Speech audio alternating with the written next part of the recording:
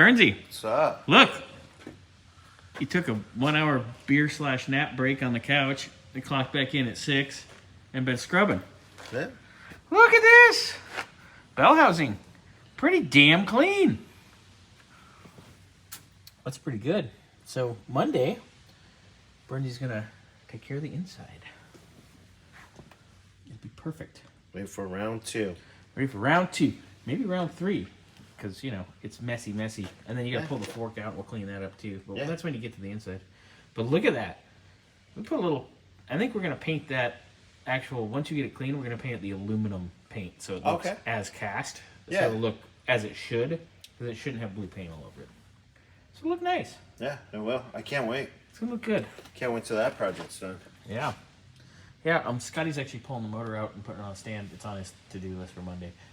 So we can start on the reseal on that, and then we can get ready. Can't wait. Jordan's going to be excited. Bernsy's excited. I'm excited.